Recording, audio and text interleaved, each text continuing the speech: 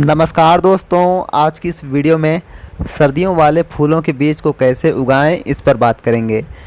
देखिए, ज़्यादातर लोग नर्सरी से सीधे तैयार सीडलिंग्स लाकर ग्रो कर लेते हैं।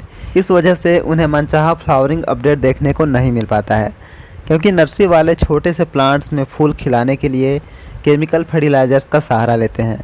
कोई भी नर्सरी में फ्लावर प्लांट्स लेने जाता है तो वो हमेशा फूल खिले हुए पौधों को ही खरीदता है, इसलिए नर्सरी वाले ऐसा करते हैं, जबकि उन पौधों की फ्लावरिंग का सही टाइम भी नहीं आया होता है।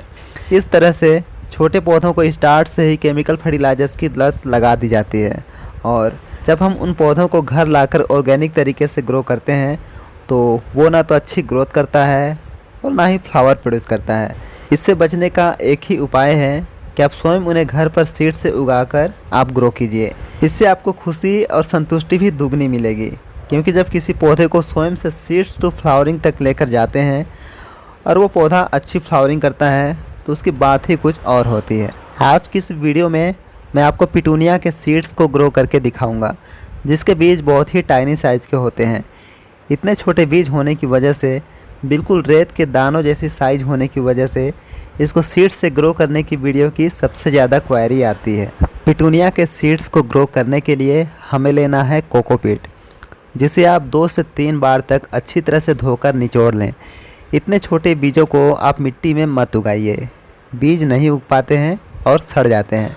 कोकोपीट के अलावा आप रेत में भी इसके सीड्स को उगा सकते हैं, या कोकोपीट और रेत दोनों को बराबर मात्रा में लेकर भी आप पिटूनिया के सीड्स लगा सकते हैं। इससे आप कोकोपीट की 50% तक बचत कर पाएंगे। ग्रो करने के लिए आप जो कोई भी लेते हैं उसमें आप ध्यान दीजिएगा कि उसमें गहराई ज़्यादा ना हो। मेरी तरह आप या तो नर्सरी से सीडलिंग पॉट लाकर ग्रो कर सकते हैं, या कोई भी ऐसी चीज़ जो थाली की तरह हो, गहराई 2-3 इंच से ज़्यादा ना हो, वैसी ही चीज़ों को आप लीजिए। आपके सारे सीड्स उगेंगे, एक भी ख़राब नहीं होंगे। कोकोपीट को आपको अच्छे से दबाकर भर लेना है। कोकोपीट की ज़्यादा मोटी परत आपको नहीं लगानी है। कोकोपीट को फिल कर लेने के बाद आपको सीड्स को स्प्रिंकल कर देना है। स्प्रिंकल करने के बाद उसी कोकोपीट की बेहद पतली सी परत चढ़ाएंगे। सीड्स ढक भर जाने चाहिए। कोकोपीट की एक पतली परत चढ़ाने के बाद फिर से आप उसे अच्छे से प्रेस कर लीजिए, जिससे सारे सीड्स अपनी जगह पर फिक्स हो जाए। वाटरिंग करने पर इधर उधर बहकर ना जाए। वाटरिंग भी आपको सीधे हाथों से नहीं करनी है, बल्कि स्प्रे के माध्यम से ही आपको वाटरिंग करनी है। और वाटरिंग करने के बाद आपको इसे ऐसी जगह पर रखना है जहां सुबह शाम की धूप आए। इसे आपको दिन भर की खुली धूप में नहीं रखना है। यह वीडियो अगर आप ठंड ज़्यादा बढ़ जाने के टाइम पर देखते हैं तो जल्दी जर्मिनेट करने के लिए इसे पॉलीथीन से ढककर भी रख सकते हैं, जिससे अंदर ह्यूमिडिटी क्रिएट होगी और सीड्स का जर्मिनेशन प्रोसेस जल्दी स्टार्ट होगा। अभी के टाइम पर जब यह वीडियो मैं आपसे सितंबर के स्टार्ट में शेयर कर रहा हूँ, इसलिए अभी इसे पॉलीथीन से ढकने की कोई ज़रूरत नहीं है। और दोबारा वाटरिंग आप तभी करें जब टॉप लेयर की कोकोपीट ड्राई हो जाए। यह पहला अपडेट 14 दिनों का यानी 2 सप्ताह का यह अपडेट है। अगर आप सीडलिंग अभी सितंबर के स्टार्ट में ही करना स्टार्ट कर देते हैं तो शायद इतना अपडेट 8-9 दिनों में ही आ जाए। यह सीडलिंग मैंने लास्ट ईयर सितंबर के लास्ट में किया था। तब तक ठंड पूरी तरह से आ चुकी थी। ऐसे में सीड्स के जर्मिनेशन में टाइम ज़्यादा लगता है। अब अगला अपडेट लगभग 38 से 40 दिनों का है। जब ट्रू लीव्स आ जाए तब से आप फीडिंग स्टार्ट कर सकते हैं, जिससे यह सिंगल ग्रो करने के लिए रिपोर्ट करने के लिए जल्दी तैयार हो सके। लीफी ग्रोथ जल्दी लेने के लिए यूरिया का 0.5 ग्राम 1 लीटर पानी में डिजोल्व करके आप स्प्रे के माध्यम से फीडिंग कीजिए। हर 4-5 दिनों में इसे आप रिपीट कीजिए। और आप जब भी वाटरिंग करते हैं तो उसमें फंगिसाइड पाउडर मिलाना मत भूलिए, और यह तब तक आपको करना है जब तक कि इसकी सेपरेट रिपोर्टिंग ना हो जाए। फंगिसाइड कम से कम पर वीक ज़रूरी है। इसके बाद यह तीसरा अपडेट 2.5 महीनों का है। सीडलिंग्स को आपको सीधे ही बड़े पोट में नहीं लगाना है।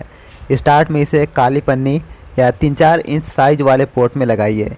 इसके तैयार होते तक इस दौरान आप मिट्टी तैयार कर सकते हैं। मिट्टी तैयार करके आप पोट में मिट्टी पहले से फिल करके भी रख सकते हैं, और जब ये तैयार हो जाए तो आप छोटे गमले से निकाल कर फाइनल रिपोर्टिंग कर लें। पौधा धीरे धीरे ग्रो करता है।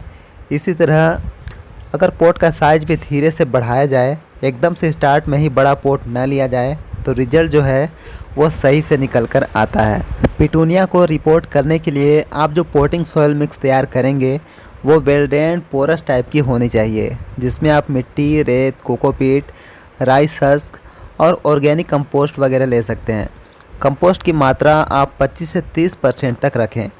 यहाँ भी गमला आप ऐसा लें जो गहरा ना होकर उसकी चौड़ाई ज़्यादा हो, क्योंकि पिटूनिया अधिक हाइट में न जाकर बल्कि साइड में ज़्यादा ग्रोथ करता है और धीरे धीरे यह गमले को ऊपर से पूरी तरह से कवर कर लेता है और फ्लावरिंग करने पर यह बहुत ही ज़्यादा खूबसूरत लगता है।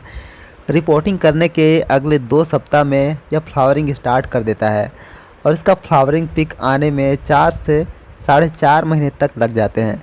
यानी इसकी सीड्स से लेकर फ्लावरिंग तक के सफ़र में टोटल इतना समय लग जाता है। दोस्तों, अगर आप भी विंटर फ्लावर्स के सीड लगाने की सोच रहे हैं तो मैं एक हॉबी गार्डनर का व्हाट्सएप नंबर डिस्क्रिप्शन में दे रहा हूं। आप जल्दी से सीड्स मंगाकर ग्रो कर लीजिए और अगर आप किसी अन्य से सीड्स मंगाते आ रहे हैं तो उन्हीं से आप मंगा लीजिए। बस सीड्स की क्वालिटी सही होनी चाहिए और सीड्स के लगने का समय सही होना चाहिए। आप अपने हिसाब से कहीं से भी सीड्स मंगा सकते हैं।